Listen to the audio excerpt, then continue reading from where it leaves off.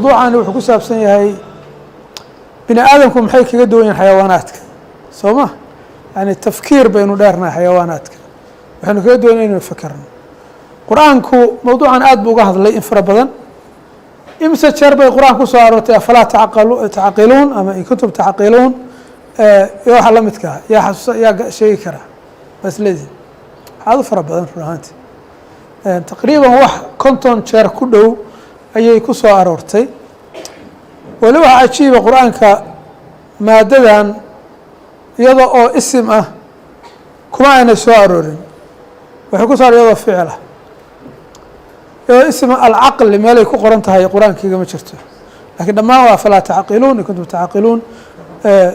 law kunna nasma'u aw na'qilu law kunna nasma'u aw na'qilu soomar yani dhamaan iyada oo afcaal ah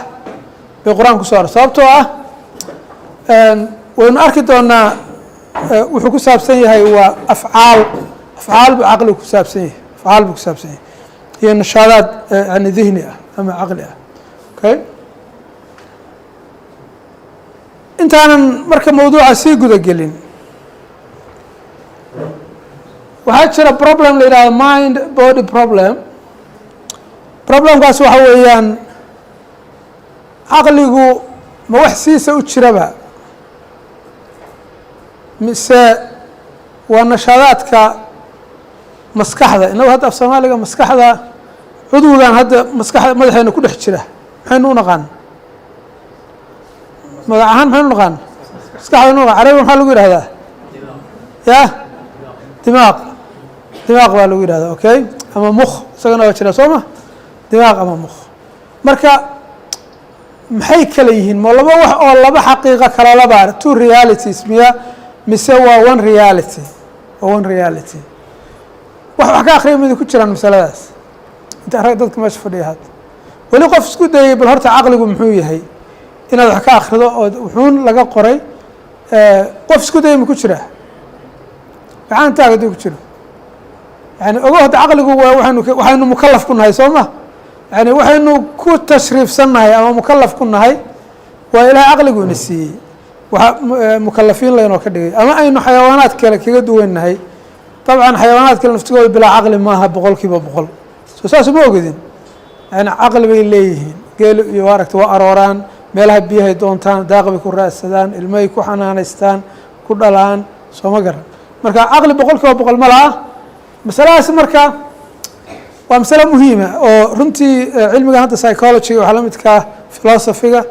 muddo dheer baa laga niqaashayay problemkaasi ma dualism ma laba xaqiiqo kala sabraydaba inagu hadda mind af soomaali maxaynu u naqaanaa man baynu nirahnaa oo kelmadda naftigeeda xoogaa la taxriifiyey soo ma man sooma isticmaalno waa kala maan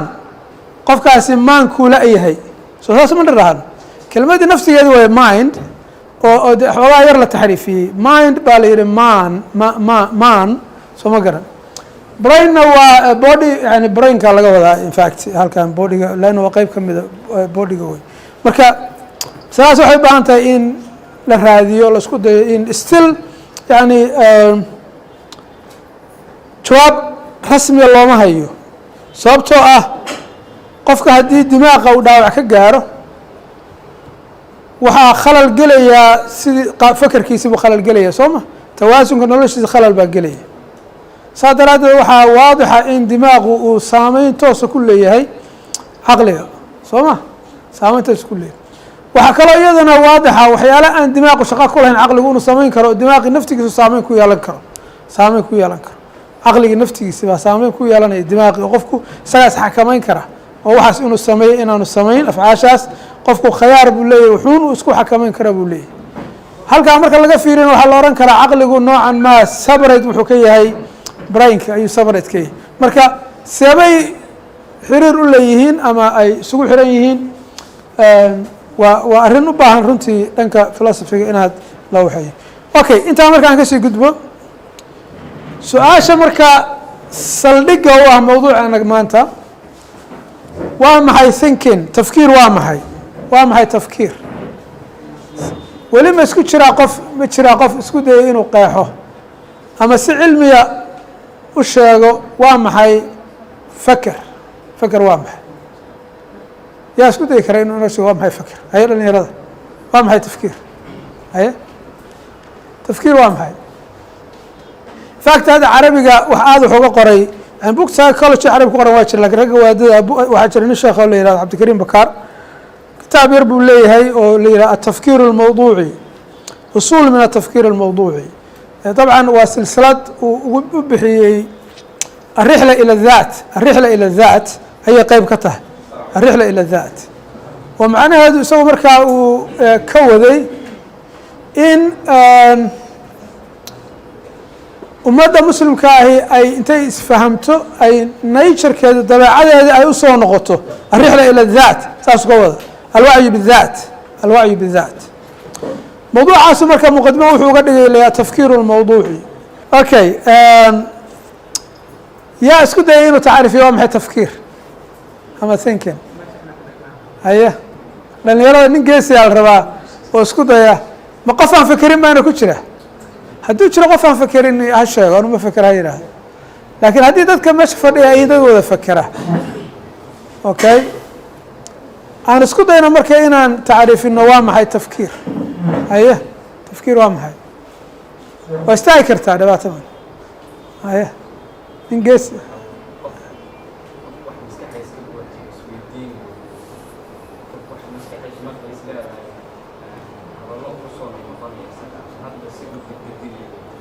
okay haye adigana gacanta taagtimi ya haye ninkaasay dhalinyarada waa maxay tafkiir xoogaa kor u qaado cidna kuma qalmayso afkiina keenaa kugu jira ya hal xabo kaa maqalmayaan habeeraate waa inuu qofku suure xaalad kasta iyo waxyaala kastoo kusoo dirta qofku inuu suureeyo waa tafkiir la yihahdaa okay good good gabdhaha cid isku dayeysaa ma jiraan haye gabadhaas maasha allah in la qishana ma rabo google laga baaro waa maxay takfiir ma huwa tafkiir ma takfiir maya tafkiir لأنه carabi waa cajaa'ib yani labada xarf haddaas daba marto laba macno oo aan shaqo isku lahayn bay noqonayan soo ma haye waa maxay haye haye okay aragti qofka kusoo dhacday maskaxdiisa kadibna uu qorshaystay inuu fuliyo okay good good good ma xuma in fact tacriifaadkiinu tacriifaadka halkan waa ka xumahay dadka haddii in badan englishka aanay fahmeyn lakin waa isku dayayaa in af soomaaliya ama wixii suuragala carabi aan ku waxeeyo waayadan dambe aan aada ugu badnaa inaan englishka isticmaalo 20 sano u dambeeyey marka badanaa waxyaalahan tababarada markaan sameynaya ama qorayo english bay u badan yihiin iyo xataa manshuuraadka cilmiga ah oo aan inta badan aan sameeyo marka tafkiira waxaanu ku macnayn karaa laba tacriifba haddan yani tacriifka masalan waa higher mental process yani waa nashaad caqli ah oo aynu u isticmaalayno inaynu ku controlno kuna falanqeyno information xogaha u fiirso tacriifkaas nashaad caqli ah oo aynu u isticmaalo inaynu ku controlno kuna falanqeyno xog information waa xog information waa xog qaabkee loo controlaya ama loo falanqeynaya xogta waxaan isticmaalaynaa waxa la yihahda abstracting reasoning imagining problem solving judging decision making waxyaalahaasi waa tooliska qofku isticmaalayo fakerku waa mental process yani processku waa yani activityaal isku xiran oo one objective gudanaya lakin waxaan kusoo ururinaya soomaali ahaan inaa waa nashaad caqli nashaad caqli nafteeda waa carabi wey lakin waa la fahmaya waan rajeynaya waa nashaad caqli haddaan ihahdo waa la fahmaya okay nashaad caqli ah oo aan u isticmaalo inaynu controlno kuna falanqeyno xog qaabka xogta loo controlay ama loo falanqeynayana waxaan u isticmaalanaa tooliskan la abstracting reasoning, imagining, problem solving, judging. maxaa marka waxaan laga wadaa mararka qaarkood qofku markuu fikerayo abstracting waxa weeyaan inuu informationkii naftigiisa intuu kala mooqalo inuu iska daadiyo wixii aan muhiim ahayn iska daadiyo. okay, masalan hadda caagadan haddaad aragtid intee information baad markaba madaxaaga aad ka helaysaa intee xog bay ku tilmaamaysaa caagadan ya inay balastic ka samaysan tahay in furkeedu uu buluug yahay inay buuxdo in xaanshin label ku dhegan yahay in magaceeda la yidhaahdo dhamays soomagala warshada samaysay intaas oo xog bay ku tilmaamaysaa. abstract waxay marka inta aad kala filter garaysid inaad inta muhiimkaa ka soo qaadato oo matali kara atira waa caagad biyood u fiirso yani wixii information aan maxaa ku soo ururiyey inay tahay caagad biyood ku jiraan wixii kaloo dhan waa iska daadiyey soo ma aragti inay cagaaran furkeedu cagaaran tahay inay label green iyo wax isugu jira kuwa intaas oo information haddii la yidhaha hala qoro caagadda hala sifeeyo yani intaas oo 5 page 6 page baa laga qori karaa caagaddaa sifaynteeda soo ma aragti waxaasoo dhan marka inaad kala filter garaysid inta aad mooqal waa la yaqaan waagi hore la isticmaali jiray hadda ma jira hadda mooqalku weli maxaa loo magac kalma leeyahay shaq iyo shaandhadu wixii la doon hala yihahdo anyway yani informationkii inaad filtering ku samaysid oo aad inta koorka ee muhiimka aad kala soo harto baa waxaa la yidhaahdaa abstracting. okay, good lannahu yani waa qaabka fekerka loo fekeray ka mid tahay waxaa kaloo ka mid a reasoning qofku inuu yani wax reason gareeyo waxaa laga wadaa wixii inuu yani sababeeyo ama justification u raadiyo ixtijaaj xujo u raadso inuu imagine gareeyo oo doros iyo wax lamida problem markaa ku taagan inuu xaliyo inuu wax judge gareeyo xukumo waxaas waa fiican yahay ama ma fiican ama inuu go-aan gaaro yani waxyaalaha qaabka informationka loo manipulate garanayo ama loo analyze garanayo maskaxdu ayay ka mid tahay. okay,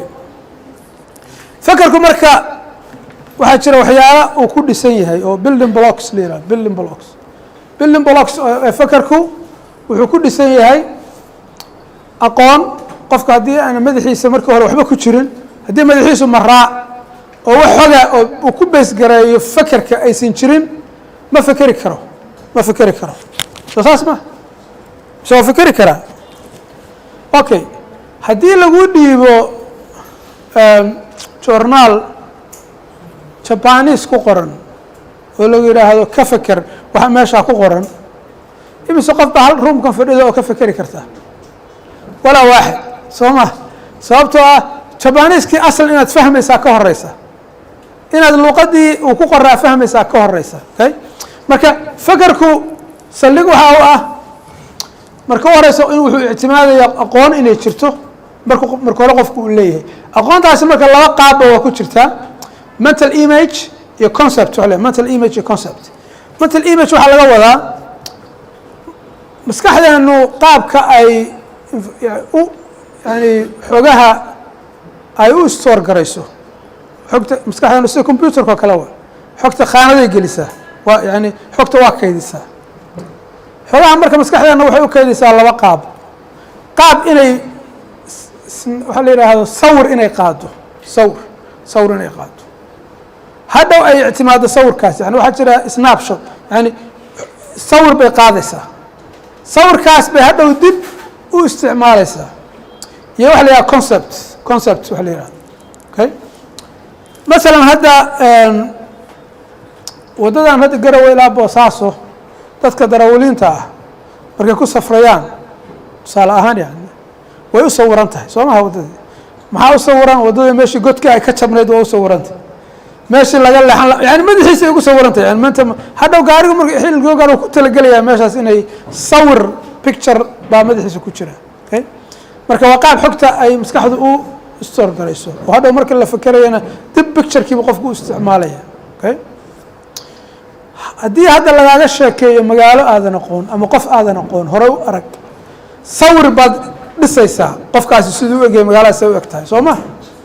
hadhow markii aad realityga la kulanto waxaad ohan kartaa wow siday aniga ila ahayd maaha yani adigaa already waxaad samaysatay sawir madaxaaga ku jira waa laga yaaba dadka hadda aan horey aanan u kulmin galabta markay halka imaanayen inay iga haysteen wiil yaroo 20 jira inaan ahay soo ma ragga qaarkood yani tusaale ahaan yani oo kaftada yani qofku maskaxdu yani sawir bay ictimaadaa inay informationka sawir map inay samayso map inay samayso waa nooca waxyaalaha ay xogta ictimaaday ka mid waxaa kaloo ka mid ah inay abuurto wax la yidhaha concepts waxa weeyaan in xogaha la gurubeeyo group in loo sameeyo xogtii in khaanado la gelgeliyo file sida hadda faylasha haddii hadda xafiiskayga aan faylashu aanay organized ahayn oo aanay khaanada kala gashanayn hadhow markaan fayl mucayana u baahdo ma heli karo soo ma haddii wixii dhan saa isugu dhex yaacsan yihiin oo ay floorka ay wada yaaliin warqad kastoo xafiiskayga soo haddaan ku tuuro floorka aan dhulka ku tuuro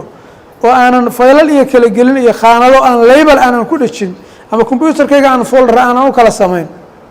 xogta hadhow ma heli karo exactly maskax saasay u shaqaysaa marka waxay abuuraysaa waxa la yidhaha concept masalan conceptiga waa mental representation oo general category yani waa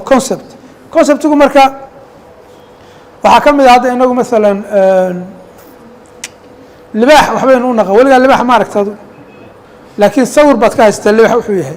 haddii hadda sawir lagu tuso waxaad odhan kartaa sawirkaasi alla ilahay libaax buu u egyahay soo ma tirahdaan sababto waxaad abuurtay maskaxdaada concept la yidhaha libaax oo bahal yani see u egyahay libaax dhogor badan oo dadka cuna oo duurka ku nool oo 4 lugood leh soo maha oo micno dhaadheer saa soo maha yani waxaad abuuraysaa concept marka maskaxdu labadaa qaab bay in fact markay fikerayso labadaa shay bay isticmaashaa mid waxaa weeyaan mental image iyo concept labadaas yani waa building blockska ay ku fikerayso fakerka maxaynu ku sheegnay waaye haddaay waa maxay fakerka yaa igu soo celinaya maxaynu ku qeexanay fakerka inuu yahay haya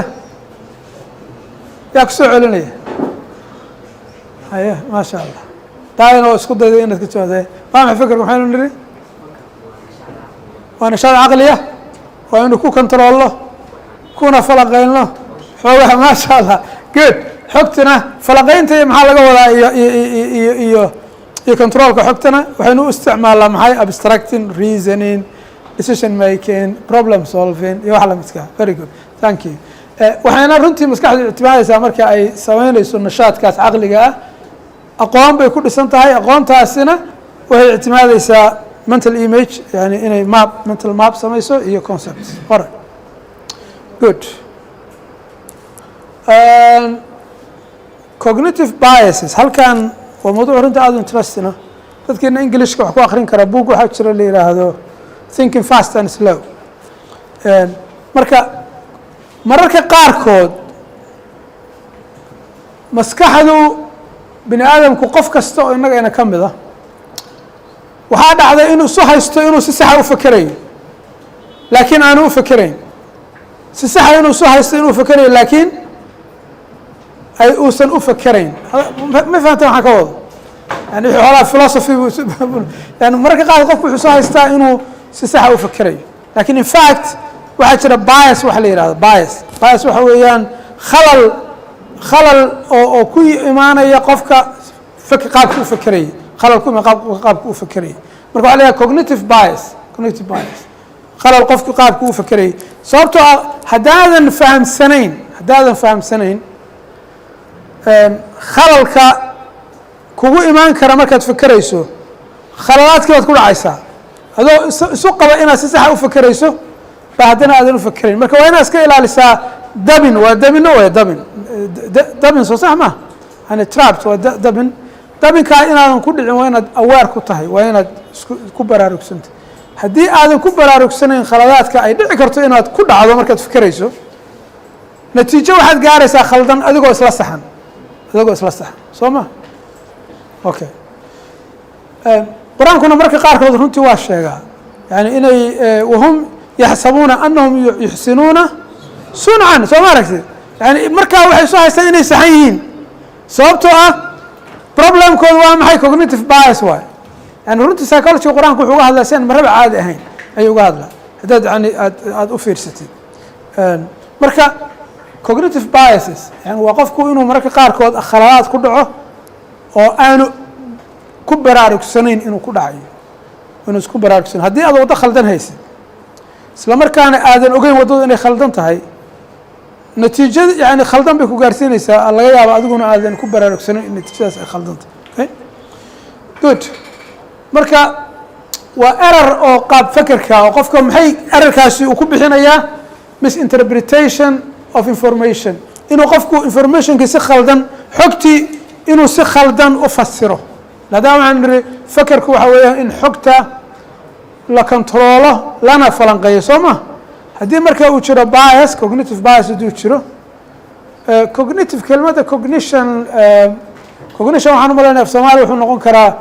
halayso haddii aan khaldo af soomaaliga dhug ma taqaanin waxaa la yidhaahdo dhug waa maxay ya sharqan waa noqon kartaa soo maha waxbaa maxay kala noqon kartaa garasho qofkaasi dhug waa dhug buu leeyahy soo ma ama waa dhug badan yahay infact cognitionku waa nooc dhug weeye qofku inuu leeyahay dhugtaasi marka xaggee ka imaanaysaa waxay ka imaanaysaa sensation qofku inuu inaga hadda fiiri maskaxdeena xaggee informationka yaa u gudbiya maskaxdeena informationka maskaxdeena maxaa u gudbiya ya dareemayaasha u gudbiya fiiri dareemayaasha u gudbiya dareemaha marka uu u gudbiyo informationka kadibna waxay u baahan tahay attention waxa la qofka inaad informationkii kala yani aada meel gaara focus garayso yani qur-aanka ma tilmaamay inuu maskaxda ay dareemayaasha u gudbiyaan informationka yaa ii sheegi kara aayad tilmaamaysa in maskaxda dareemayaashu ay u gudbiyaan xogta aayad tilmaamaysaa ma jirta haye haye hadda xaggee marka u tilmaamaysa in yani kule xanuunka cadaabku leeyahay baa la dareensiiyey lakin ani waxaan rabaa exactly aayad tilmaamaysa in dareemayaasha sida maqalka aragga soo ma jeeda in uu maskaxda informationka ay u gudbiso aayad tilmaamaysa مثل الذين كفروا كمثل الذي ينعق بما لا يسمع إلا دعاء ونداء صم بكم عمي فهم لا يعقلون سماه وفيسو يعني عقلي محل اسكو حري يا درامياشي سو ما عرفت عقلي درامياشي صم بكم عمي لأنه information قفكو وحوغا سو قد بيا درامياشي عندها ودي wax khaldan arkaana ismoodsiiso yani meel waxa guduudahaaba dad baa jira color blind waxa guduudahaaba buluug u aragtay maskaxdaada marka buluug bay fasiraysaa Soomaaliga marka informationku yani dareemayaasha dan perception yani dhugtu marka waxay ku xiran tahay anyway marka cognitive bias waxaan niri waa khalal ku imaanay qofka qaabka uu fakarayo oo ku bixinaya inuu yani xogtiisa khaldan u fasiro ama rationality-giisa ama saxnaantii decisionka qofka iyo judgmentiga qofka uu sameynayay inay runtii ay saxnaan weydo okay oo khalal ka yimaado qofka inuu judgment khaldan inuu sameeyo okay right waa ka gudbiyaa tan no problem waxyaalaha keeni kara inta badan waxyaalaha keeni kara cognitive biaska waxaa ka mid ah waxa la yidhaha heuristics ama mental shortcuts mararka qaarkood qofku maskaxdu laba qaab ay u fakarta baa jira qaab la yidhaha survival level oo ah sida xayawaanaadku u fikiraan oo kale si yani qofku inuu ku badbaadi karo oo heuristics baa le inta badan oo qofku uu yani shortcut sameynayo taa marka waxyaala khaladka sameey ka mid qofku inuu si degdega uu siraa natiijo sariica gaar oo marka haddaad natiijo sariica gaar istiraahdo khalad baad ku dhici kartaa soo ma yani waxaad miskaranaysaa wax badan baad miskaraynaysaa waxaa kaloo ka dhici karta qofku inuu ku yimaado biasku social pressure waxa la yihahda social pressure yani in mujtamaca naftigiisu culays kaga imaanaya inuu jiro waxaa laga yaaba hadda qof inaynu isaga aragno inuu qof xun yahay laakiin aanu xumayn sababka aada ugu qaadatay inuu xun yahayna yani bulshadaadi baa saa u aragta hadda haddaynu niraahno farmaajo iyo deni yaa fiican siyaasadda kala bar waxaa laga dhahaa farmaajo fiican kala barna dhaha dani baa fiican soo ma yani keliya judgmentigaas waxay ku gaareen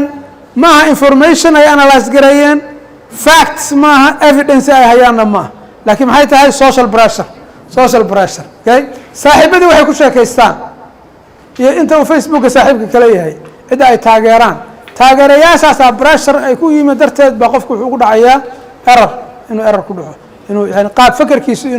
inuu khaldan yahay emotionkan isagana emotionku caatifada iyaduna qofka waxay ku keentaa inuu keeno judgment khaldan ama qaab khaldan u fikro bias saa daraaddeed dadka qudaadaas fuqahada suraka fiqiga bartay kuma jiraan ninka qaadiga markuu aad u xanaaqsan yahay markuu aad u faraxsan yahay xukun inuu dad kala saaro lama ogola soo ma sababtoo ah yani qaabku u fekeraya saliim maaha yani xanaaqu cid usoo xanaaqsanaabaa saameyn ku yeelan karta xukunka uu cid kale saaray sababa aad u faraxsan haddaad u timaadeen qof mujrimaha waa laga yaabaa inuu iska sii daayo markuu xaaladu aad u faraxsan yahay yani xaaladda uu ku jiro emotionka iyada naftigeedu qofku marka waa inuu isku baraarugsan yahay markuu xaaladiisu aysan caadi ahayn emotion ahaan xagga caatifada in judgmentiga uu gaarayaa aysan ahayn mararka qaarkood waa aragteen hadda fuqahadu mar bay dhaheen ninka hadduu xaaskiisa furo isaga oo cara ay ka qaalib noqotay ka furmi mayso soo ma jiraan mararka qaarkood in la yidhaahdo ilaa xadkaas okay marka emotionka qofku waa waxyaalaha isagana keenaya cognitive biases waxyaalaha keeni kara bay ka mid tahay okay waxaa ka mida marka hadda waxyaalaha ka mida cognitive bias waxaa ka mida mawaadiicdan dhowrka ah baa ka mid ah hadda halo effective bias waxaa ka mida qof baa adiga taageertaa ama aad yani kula ah qof yani mucjiso ah qof baa kula ah sheikh buu noqon karaa soo ma nin sheikhabaa adiga wuxuu kuleeyahay qof mucjiso ah marka sheekhaasi wax kasta uu yidhaahdo adiga waa kula saxan yihiin soo ma wax kasta uu yidhaahdo maadaama uu sheekh hebel yidhi waa kula saxan yihiin adiga waa bias halo effective bias baa leedahay yani sheikh baan hadda kasoo qaaday siyaasaddana waatay deni ama farmaajo wax la midka ah ha noqdeen ama soo ma garan marka qofka halo effect waa in markaa iska ilaalisid yani qofkan inaad taageersan tahay macnaheedu maaha wuxuu yidhi ama wuxuu qabtay inay saxan yihiin soo ma inaad ku dhacdo marka debinkaas iska ilaali inaad debinkaas ku dhacdo waa inaad iska ilaali yani debinada qofku markuu fikerayo uu ku dhici karaa ka mid a qof baa hadalka ku horeynaya qofkaasi markuu hadal ku horeeyo dadka kale waxaa laga yaabaa automatically in maskaxdooda ay isxirto oo yidhaha wallahi hebel baan ku raacsana yani mujarad hebel inuu hadlay baa laga yaabaa in aad isagii aad dabageshid anchoring information ama marka la gorgortamayo waxaa la midkaa in haddii price la sheego maalan haddii hadda lagu yidhaha shaygaas pricekiisu waa $100 laakiin hadhow le alla le 80 iska bixi maxay kuula muuqanaysaa in lagu dhaqaaleeyey oo 80kii inuu rakiis yahay baad u fahmaysaa because maxaa markii hore ku horeeyey 100 baa ku horeeyey soo ma lakin in fact waxaa laga yaabaa shaygu inuu $20 joogo qiimihiis uu yahay marka anchoring bias waxyaalaha qofka informationka u horeeya baa confirmation bias waxaa ka mid a qofku inuu isku dayo inuu wuxuu isagu aaminsanaa u raadiyo maxaan ku rahdaa wax support gareeyo oo keliya marka waxay ka mid yihiin kuwani waxaa la yidhaahdo cognitive biaseska okay good intaasi marka muqadimo waxay u ahaayeen aan ka soo sheekeyn inuu tacriifino waa maxay thinking faker waa maxay fakerku muxuu ku dhisan yahay cognitive biaseska oo la rabo in la iska ilaaliyo waxyaalaha qofka khalaadka ku keeni kara qaabka u fakerayo waxay intaasoo dhami ay saldhig yani gogolxaar u ahaayeen waa maxay critical thinking kelmadda critical dadku waxaa laga yaaba inay u arkaan inay tahay kelmad oo naqdi ah yani negative ah naqdigu macaani badan buu leeyahy carabi hadda naqdiga intee macaanidu leeyahy maxaa ka mid ah intee macaani u leeyahay naqdi kelmadda naqd cash haddii le okay maxaa kale ay leedahay ya burin naqdi waa daadkaas kana waa deel naqdi nuun qaaf daal waay naqdi ya fitnada ma nafsigeeda maxay tahay macnaheedu maxay tahay in wax la kala hufo okay good marka critical kelmaddu ma aha negative hadda dadku waa qofka waxbuu hebel buu waa critica badan yahay soo lama yidhaahdo waxbuu criticize garaynaya hadda lagama wado sidaas mid ku jiraan hadda ilaa dugsi sare waa ka baxdaan baan u malaynaya dhammaantiin xooggiin qof aan dugsi sare ka bixin baa ku jira halkaan ya critical point ma no halka xagal xagal critical waliba maqaltaas say xagal critical okay yani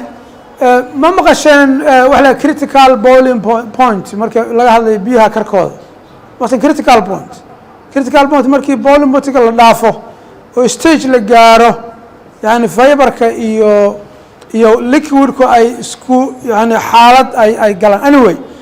criticalka waxa weeyaan waa marxalo markuu gaaro wixii ka dambeeya ay completely ka duwan wax ka horeeya soomad yani waa critical point waa la gaaro macnaheedu waxa weeyaan xaalad isbedel oo waxa ka horeeya ay ka duwan yihiin completely waxa ka dambeeya marka critical thinking waxa weeyaan waa qaab fakar qofku yani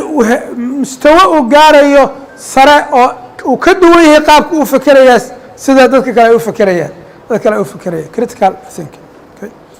good marka maxaa laga wadaa taariif ahaan critical thinking masalan haddaad akhrin kartaan tacaariiftan qofku waa inuu awood u leeyahay inuu wax weydiin karo acknowledge garayn karo inuu qofku assumptionska testiga yani assumptionsku waxa jira waxyaalo badan oo bulshadu ay u qaadato inay musallam yihiin musallamaad baa carabiga lagu yidhahda musallamaad waa maqshan soo ma musallamaad waa maxay musallamaad maxaa la yidhahda carabiga raggu de carabina ma gara haddaad tiraan carabigana waa dhibaato waa mushkila dee ana waxaan isku dayay inaan ogeyn assumptionska inaan yani musallamaad af soomaali yani waxyaala waxaa jira dadku mar walba aanay su-aal ka keenin oo ay u haystaan inay lama taabtaan ay dhab tahay yani qofku critical thinker waa inuu taa xataa su-aal gelin karo taa xataa waa inuu su-aal gelin karo bay keenaysaa yani assumptionska qofku waa inuu ambiguity-ga recognize garayn karo waxyaala ambiguity-ga yani mugdigu waxay ku jiraan inuu examine garayn interpretation samayn karo yani waa inuu reason samayn karo inuu samayn karo waxa la yihahda informed judgment yani xukun ku dhisan xog inuu gaari karo iyo decisions yani tacriifkan tirada faraha badan oo academicska baa saa u qoray lakin tacaariif ka fudud baan tusin doonaa insha allahu tacaala kana sahlan sida hadda tacriifka u dambeeyo oo kale kan hadda u dambeeyo oo kale okay tacriifkan waxa weeyaan qofku waa fanniga uu qofku u sahlaysay inuu sameeyo analysis falanqayn wax kala furfurid inuu xogihii kala furfuri karo isla markaana evaluation samayn karo evaluation inuu qiimeeyo at the same time uu thinkingkiisa improve garaynayo oo horumarinayo okay tacriifkan marka waa tacriif sahlan isaga ugu sahlan in fact ninkani hadda framework buu leeyahay labadan nin aad baa loo ictimaadaa waxyaalaha ay qoraan tacriifka iska leh okay good critical thinking marka yani waa marxalada qofku fakerka ah ee qofku uu awood u heli karo inuu xogtii falanqayn karo inuu xogtii ku samayn karo taqyiim falanqayn iyo taqyiim waa kala labo falanqaynta iyo in la qiimeeyo waa kala labo maxay kala duwan yihin waa arki doonaa yani in fact si detail baan u fiirin doonaa in xogta la falanqeeyo isla markaana xoftii uu qiimeyn karo judge garayn karo okay si uu decision go-aan u gaaro ama problem u xaliyo okay critical thinking marka waxaa jira concepts ilaa taqriiban waxaan arki doonaa 8 6 7 imise isku yihiin 16 iyo 13 soo ma 20 iyo 9 miya 29 soo ma roughly ilaa 29 concepti oo insha Allah taala galabta meesha kala tagtaan baa laga yaabaa inaan idin la wadaago dhanka conceptska okay iyo toolsku waxa weeyaan adawaadkii qofka haddii hadda adduunka hadda caalamka aan ku nool lahay xogtu waa intii la doonay yani hadda overwhelming xog in la raadiyo badan uma baahnin sababtoo ah xogtu meel walbay hadda taal qof hadda xog heli karin ma jiro waxaa jira searching machines google baa qofku wuxuu doona ka baari karaa sooma maanta xogtu hadda waa intii la doono waa aragta hadda combyuteradeenna meel aynu kala geyno xogta baynu la'nahay meelaan kala geyno baalkan hadda yarka ah waxaa leeyahay external hard disk xogta wuxuu qaadi karaa 2 terabyte 2 terabyte waxa weeyaan waa 2 bilyan oo byte soo maaragta ana hadda computerkii igu horreeyey aan gato hard diskigiisu wuxuu ahaa 2 megabyte 2 megabyte yani waa hal file xataa hadda ma dhamma ya hard diskiisu intuu ahaa haddana baalkani keligiis baa wuxuu yahay 2 terabyte 2 terabyte 2 tb okay marka waxay ku tusinaysaa xogtu hadda intay fara la eg tahay saa daraaddeed baa waxaa hadda yani xogtu say u fara badan tahay darteed ayaa waxaa la isku dayay in mashiinadii la baro sidii bini aadamka inay u fikiraan oo machine learning wax la yidhahdo ma maqashaan artificial intelligence qof maqla mida ku jira artificial intelligence yaa maqla meesha ragga fadhiya okay halkan artificial intelligence okay hadda adduunka wax badan oo ka mid ah hadda bangiyada iyo serviceka dhan machine baa qabta yani booskii bini aadamka machine baa qabta yani machiinku inuu wax barto waxay keenaysaa xog intii la big data yani data intii la doonaa in la hayo si machiinka wax loo baro okay marka xogtu hadda ma yara laakiin maxaa yar waxaa yar yani toolskii dadku ay isticmaali lahaayeen ay xogtaa ku kala filter garayn lahaayeen ku analyze garayn lahaayeen waa fahantay sooma yani qofku inuu helo tool uu xogta ku kala shaandheeyo isla markaana ku kala falanqayn karo taasaa muhiima haddaan xaabo adiga ku siiyo iyo haddaan ku siiyo godin inaan ku siiyo keebaa fiican labada keebaa fiican godin inaan ku siiyo waa fiican sababta xaabadii yani meel walbay taal yani ama yani godinta adaa ku doonan kara adaa adeegsan kara xaabada kaa dhamaanaysa haddana at least xoogaa xaabaa ku siiyo lakin markaan godin ku siiyo waxaan ku siiyey xirfad baan ku siiyey marka waxaa muhiimka ah in fact waa toolsku waa important aad bay kii u yihiin qofku inuu helo toolskii uu ku fekeri lahaa waa maxay qaabkii uu xogta ku xogtu ma yara iyado okay marka concepts tacriif ahaan yani horeynu u sheegnay waxaa conceptigu uu yahay waa ka gudbayaa concept tacriifkiisa iyo toolska waxaan ka wadnaa waa skillska xirfadaha iyo abilitieska expositions waa sharxi doona insha allahu tacaala ee qofku u baahan yahay si uu critical thinkinga u master gareeyo yani si aad yani u yeelato aad critical thinker aad u noqoto okay waxaa jira marka critical thinking wuxuu leeyahay 3 concepti oo saldhigu ah 3 concepti oo saldhigu ah ama 3 dimension 3 dhinac in laga cabiro laga eego kan koowaad waxa weeyaan elements of reason ama thought waxaa jira qofku markastuu fekerayo 8 waxyaalood oo ay tahay inuu ku dhiso tiirar ah fekerku ku dhisan yahay 8 waxyaalood 8 tiir baa la rabaa inuu fekerku ku dhisan yahay waxaa la elements of reason yani reasonku tiirarka ay ku dhisan yihiin okay waxaa kaloo jira tiirarka markuu wax analyze garaynayo yani falanqaynta analysiskii baa tiirarkana khuseeya analysiskii taa waata inuu niri fekerku waa inuu qofku falanqayn sameeyo soo ma mayna oran xogta in la falanqeeyo xogtii marka sidii loo falanqayn lahaa waxay u baahan tahay elements of reason ama tiirarkaasay u baahan 8 tiir waaye inaa xifdidaan baa dhow ladinka rabi doona sidaas hadday suuragal tahay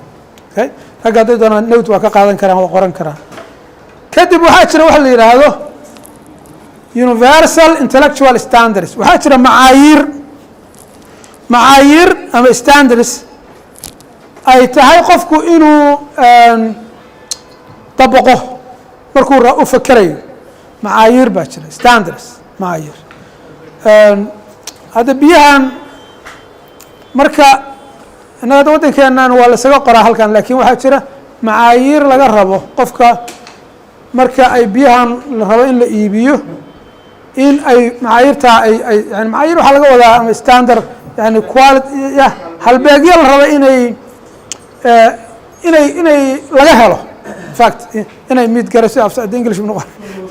يعني شروطين بحث laga rabo saasa ugu sahlan shuruudin bixisa laga rabo mesela hadda waxa kamid halkaan oo kale TDS ka biyahan waa inaysan 500 ka badnayn WHO TDS wax la yiraahdo jira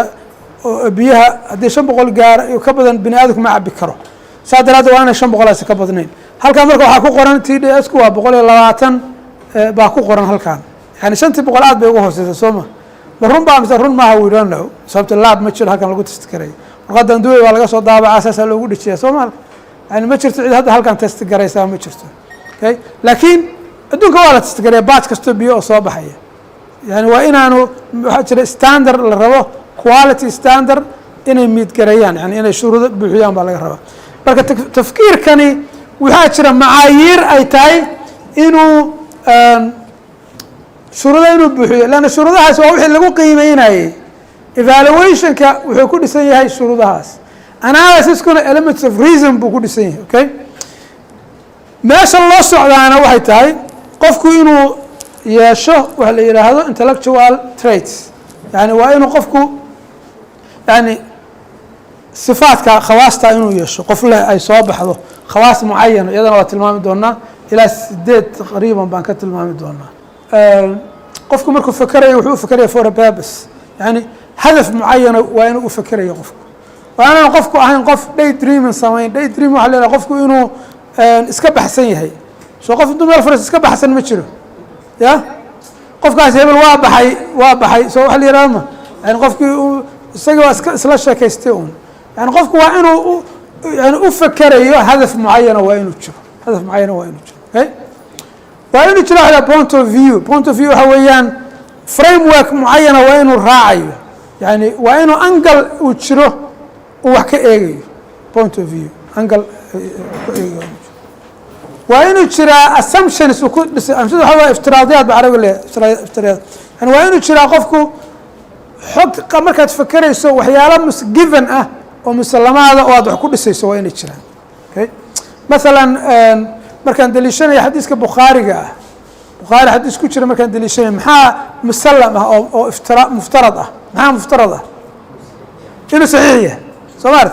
يعني بارم ما يصح الحديث كأمه بهنينا الراديو سببته هو given ومفترض هو آيات القرآن هذا نسود اللي شنو إيه إن الراديو آيات اسم صحيح لا مسوا ضعيف إيه ما بهنا سمعت سببته هو كلام كإلهي متواتر كسو أروري يعني حقيقة أنا بهنين إن الراديو دبقلوا وعليه assumptions يعني وين يجبر خوفك فكرة إيشان مفترضات أما assumptions وكل شيء وين إيشان أوكي وإن مركا purpose كا point of view assumptions كا قفكو وإني كوبي هنا يسو implications قفكو consequences يعني نتيجة معينة وين يسوي ذكر النتيجة محاكا دارنا يا أيتاي وهكذا يدنا مهمة قفكو مال الله كفكر ما وين شرتا data facts experience وين حق شرتا وحكود السيء لكن قفكو هدود هو إسكا فكرية أنا وحوجا هين هذا الصومالي ذا مركا قاركود يعني دبك كالا كل ما يوحي هاي تتبع أما الشيكيني أما النقاشية قف بقى وح إسكا أورانية أما حكم إسكا جارية قف كاسي بقول كي سجاشن يكبر وحيبان هو حوجا وكل سنة سنشرين هذا دويدي صدر وروح ماذا إسكيري مس حقبة كل سنة أما حقبة مسوا opinion ما مسوا حق يعني ما أديك إسكا فكري وأضف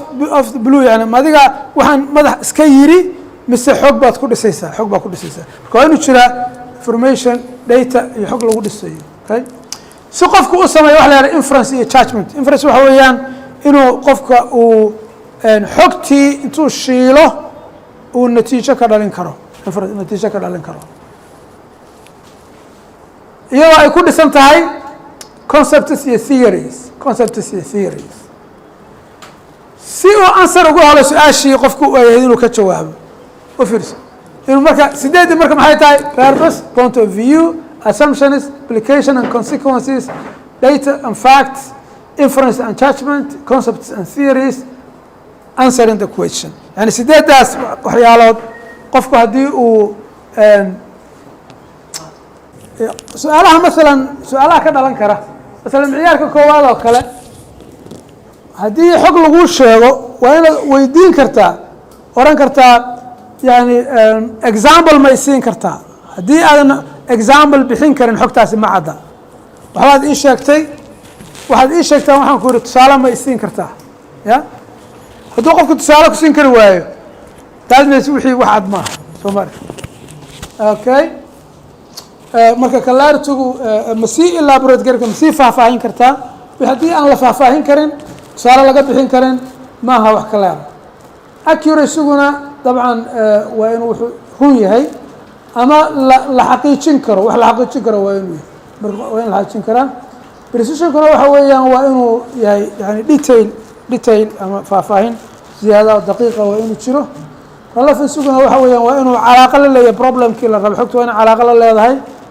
problemka la rabay in xalka loo raadiyo okay ama qofka ay ka saacidayso wixii uu la rabay inuu solutionka ama asarka uu helo alright darsigu waxa weeyaan imise factor yani imise waxyaalood baa shaygan ku biyo shubanaya intee factor baa saameyn ku leh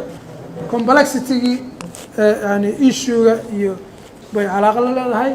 bradaskuna waxa weeyaan in laga eegi karo problemkii xogtii angalla kala duwan yani bradaska more than one perspective in laga fiirin karo okay مثلا saanna waa loo xallin karaa saanna yani in angalla kala duwan laga fiirin karo way bradaska logic waxa weeyaan inuu wuxuu sense samaynayo yani information-kaagu sense ma samaynayo macna ma samaynayo mise macna samaynayo ma isburinaya mise isburinmayo yani logic yani sida ay u leeyihiin statementigaaga hore iyo sida ay isu fit garaynayaan natiijada aada gaarayso iyo adilada aada daliishanayso ilaa inteeba iswaafaqsan yihiin waa logic waay ibnu taymiya raximah allahu tacaala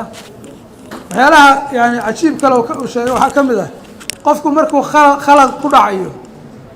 ama xukun judgment khaldan uu sameynayo laba waxyaalood buu ku sameeyaa buu yidhi imaa inuu yahay alkhata fi daliil ama khata fi listidlaal soo ma jeed khata fi daliil wa khata fi istidlaal yani inuu qofku ama daliilkii baa khaldan oo daliil aan meesha lahayn buu qofki saaraya ama daliilku waxaanu muujinayn buu ka dhalinaya waxaan daliilka uusan oranayn buu ka dhalinaya soo ma arag yani natiijada qof labadaba waa laba khalad waay waa logic yani logigii buu khilaafsan yahay yani wixii ama sense baanu samaynayn ama waxaanu samaynayn maxaan ku rahdaa yani evidencigii iyo calaaqa islama leh iyo waxa natiijadii iyo muqadimadii calaaqa islama leh okay significance-guna waxa weeyaan importance-ga ilaa xad inteebuu important yahay issue-gan ilaa inteebuu noloshaada saameyn ku leeyahay ama si aad uga fekertid wixii aan significant tahay inaad ka fekerto maaha ama waqti aad ku bixiso okay waxaan rabaa marka inaan u gudubno hadda waxaynu aragnay elements of reason oo waxyaalihii lagu analyse garan lahaa fakerka iyo standardska iyo macaayirta la rabo in la isticmaalo waxaynu u gudbi doonaa yani waxyaalaha la rabo qofku inuu khawaasta inuu qofku uu yeesho inay tahay ama develop gareeyo qofka critical thinking ka noqonaya waxaa dhici kartaa dad hadda waxaa aada u dhacdaa in fara badan qof runtii skillka ama xirfadda u leeyahay fakerka ama mufakir ah laakiin haddana aan fair minded ahayn yani haddana aan maskaxdiisu si cadaalada aysan yani si aysan u fakerin ma dhici kartaa mise ma dhacdo waa dhici kartaa soo ma waxaa dhacaysa nin la yidhaha nobel price winner nobel price waa yani barasada la siisiyo adduunka kuwa ugu sarreeya way qofku markuu ikhtirac soo kordhiyo science-ka yani nolosha bini aadamka wax ka bedelaya at the same time waxaa laga yaabaa inuu u haysto dadka madowga ahi inay ka maskax liitaan dadka cad soo ma aragti yani qofkii isaga oo skillkii haysta ku fikray haddana waxa dhici karta inuusan ahayn fair minded okay marka waxaa jira egocentric thinking qofku inuu adduunka dhan yani self serving isaga opinionkiisa inuu ka fiican yahay ani hadda ra'yigaygu haddaan aaminsanahay inuu ka fiican yahay dadka ra'yigooda xirfad kasta aan leeyahay saameyn bay ku yeelanaysaa qaab fikirkayga soo ma bay ku yeelanaysaa alright marka traitska marka waa muhiim jiddan traitskaas marka hadda ka arki kartaan qofku markii uu isticmaalo elements of reason aynu soo sheegnay standardkii macaayirtiina dabaqo khawaasta laga rabo inuu yeesho waxaa ka mid ah intellectual integrity waa ka mid. maxaa integrity laga wada halkan? waxaa laga wadaa qofku in uusan xogta inuusan ka been sheegin, inaan xogaha aanu ka been sheegin, yani qofku adilo aan jirin inaanu abuurin. academiyada waxaa jira waxa la yihahda plagiarism. plagiarism waa maqashay maan umalaynaya. plagiarism waxaa weeyaa nooc qishka lama ogola adduunka. halkaas jaamacadaha waa laisaga cayriya. qof haddii aad kale wuxuu qoray aad tiraa anaa qoray, soo ma aragti. qof waxaadan inaad isu tiiriso adigu waa laga yaabaa in marka integrityga waxa weeya qofku waxay hadduu critical thinking sameeyo waxay gaari qofku intellectual integrity, qofku inuusan ka run sheego xogtii inuu ka run sheego. humility waxa weeye qofku inuu humble yahay oo waxaanu ahayn uusan iska dhigin. confidence in reason inuu qofku reasonkii ku qanacsan yahay. perseverance waxa weeyaan qofku inaanu informationka ugu horeeya markii uu helaba aanu give up samaynayn, iyo qof isku dayaya inuu hoos u qodo yani xogta oo uu raadiyo ilaa xad yani uusan ku qancin wax superficial ama simple aan ku qancin. fair mindna qofku inuu yahay, maskaxaan inuu yahay qof yani fair ah oo dadka aan dad gaara opinionkooda ama ra'yigooda si gooni ah aan u tixgelinayn, laakiin ay isugu mid yani isagu wuxuu yani maxaa la oran jiray alxikmatu daalatul mu'min soo ma yani qofkii doonta ha ka timaado, qofkii doonta ha ka timaado. yani abu hurayra buu ahaa shaydaanku ninkuu uu ku yidhi muxuu ahaa ya aayat lkursi soo mahay. yani marka alxikmatu daalatul mu'min fair mind waxa weeyaan qofkan inaad necab tahay ama inaad jeceshahay, inuu kaa soo horjeedo, inuu ku aydsan yahay, inaysan ku dhisnayn marka qofka aad xogta aad qiimeynaysid. waa inaan fair mind waa inaad. intellectual courage waxa weeyaan tan qofku inuu dhiiran yahay oo qofkaasi inuu booskiisi yahay ama sheekhiisi yahay ama maamulihiisi yahay ama macalinkiisi yahay. yani ixtiraamku waa meesheeda, laakiin inuusan markuu rabo xog inuu baaro inuusan ka gaban inuu wax weydiiyo inaan kaga gaban. yani mujarad waa sheekhaagi ama waa waalidka ama wax la midka. okay waxaan filayaa ibnu cumar buu ahaa nabigu sal اlه alay slam intuu tiim saxaabaha weydiiyey yihi yaa yaqaan shajara barakatuhaa ka barakati اlmuslim oo jawaabta ka gabaday soo maha. markii dambe cumar bn khadaab uu ku canaantay maxaad u sheegi weyday.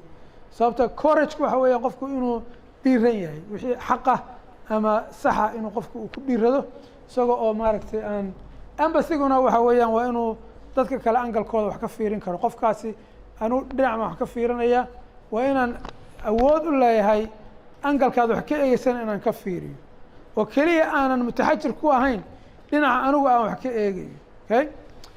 xaaskaagu waa sida makaa jabiya mise kaama jabiyo? ya kaama jabiso, hal dhinac baad wax ka eegeysaa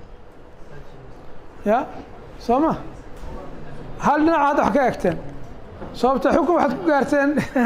yani dhinac kale waxaa jira isago inay kaa jabiso. madhab shaafici inaga asalka inoo ah soo xaaskaagu inay kaa jabiso ma yani waa madhab shaafici waddankan hadda aynu joogno salligu waa inay xaaskaagu waa sida kaa jabiso. lakin hadda idinku hal marba waxad tirahdeen waa sida kaama jabiso. that means waxa weeyaan embassy ya xanaabila. marka waxaan ka wadaa hadda muhiim ima aha inaad yani mowqif xambali ama mowqif shaafici inaad ku jawaabtaan, lakin muhiim waxaa qofku waa inuu dhanka kalena wax ka eegi karo cidda kale adiladeeda. aw laamastimu nisaa marba waxbaa lagu cabiro soo maha. yani aw jaa axadukum min algaa'id yani waxaa dhici karta in aad qofkaa kale aad u cududaari kartid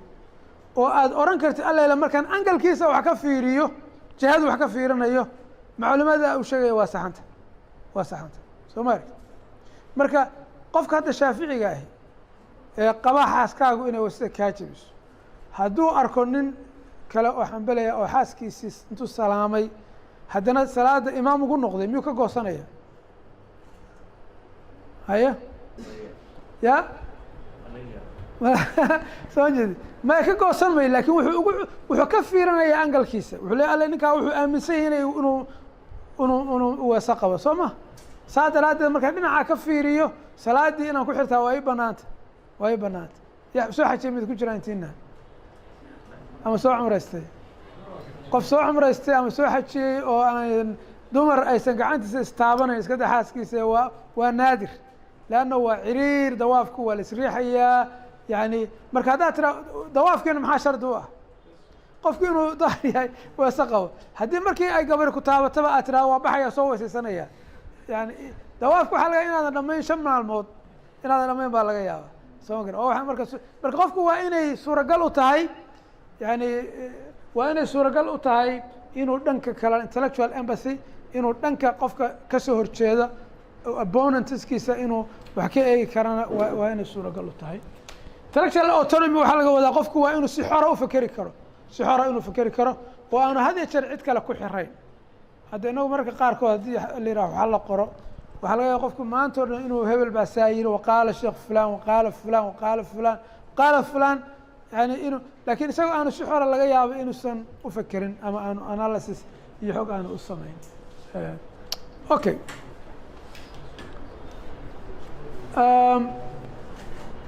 fairminder intii un ba hadda 8 un ba hadda intan ay xoogaa ay tafsiilinaysaa oo ka gudbaya marka ahamiyad marka muhiimaddu waxay tahay critical thinking inaynu standardskii 8 ahaa clarity accuracy precision relevance depth broadness logic in lagu dabaqo in lagu dabaqo elements of reasoning or purpose questions point of view information inference concepts implications iyo assumptions in lagu dabaqo si qofku u develop gareeyo intellectual traitska qofku si uu yeesho right hadda marka waxaan rabaa inaan waqti ku bixiyo skillska la rabo qofku inuu yeesho iyo dispositions waxa weeyaan nooc shakhsi nooceeya la rabaa qofku inuu noqdo shakhsi nooceeya la rabaa inuu noqdo okay halkan marka skillska qofka laga rabo ama xirfooyinka qofka laga rabo si uu u yeesho tafkiir yani naaqid ah si uu yeesho ama critical thinking skills waxaa ka mid ah analysis waa falanqeyn interpretation qofku inuu wax ilaa xad uu sharixi karo falanqeynta iyo waa kala duwan tahay wax sharixi karo na waxa leeyahay isku mid u naqaano falanqeynta af Soomaaligu waa marka qaarkood waa xiriir falanqeyn maxaynu u naqaanaa faahfaahin baynu u naqaan Soomaa laakiin aanu faahfaahin kama wada hadda falanqeyn waxaan ka wadaa inaad information markaad ogaato aad la soo bixi karto maxaa daliil u cuskaday مثلا يعني سبب وسببيي نتيجته قال وما information فرفريسا يا لفقر واي لفقر analysis ولا لفقر جزاك الله خير تحليل لها فرفرد marka waa lafaqur way anigu maxaan idhaahdaa waa tahay falanqeyn ana khaldan marka waa lafaqur way laana waxaanu naqaanaa hilibka in lafaha laga guro inuu naqaano Soomaa yani exactly waa saas oo kale lafaqur way waa inuu qofku markii aad wax akhrinayso marka information xog akhrinayso waa inaad qofka ogaan kartid maxaa assumption muxuu ku dhisay oo faradiye abu ku dhisay qoraalkiisa ama oraahdiisa muxuu daliil oo daliishaday okay su'aashu ka jawaabaya maxay tahay natiijadu gaaray waa maxay su'aalaha markii aad jawaab hesho ogow ma sharaxin laakiin hadalkiisii un baad jabinaysaa yani marka information xog akhrinayso waa inaad qofka ogaan kartid maxaa assumption muxuu ku dhisay oo faradiye abu ku dhisay qoraalkiisa ama oraahdiisa muxuu daliil oo daliishaday okay su'aashu ka jawaabaya maxay tahay natiijadu gaaray waa maxay su'aalaha markii aad jawaab hesho ogow ma sharaxin laakiin hadalkiisii un baad jabinaysaa yani marka information xog akhrinayso waa inaad qofka ogaan kartid maxaa assumption muxuu ku dhisay oo faradiye abu ku dhisay qoraalkiisa ama oraahdiisa muxuu daliil oo daliishaday okay su'aashu ka jawaabaya maxay tahay natiijadu gaaray waa maxay su'aalaha markii aad jawaab hesho ogow ma sharaxin laakiin hadalkiisii un baad jabinaysaa yani marka information xog akhrinayso waa inaad qofka ogaan kartid maxaa assumption muxuu ku dhisay oo faradiye abu ku dhisay qoraalkiisa ama oraahdiisa muxuu daliil oo daliishaday okay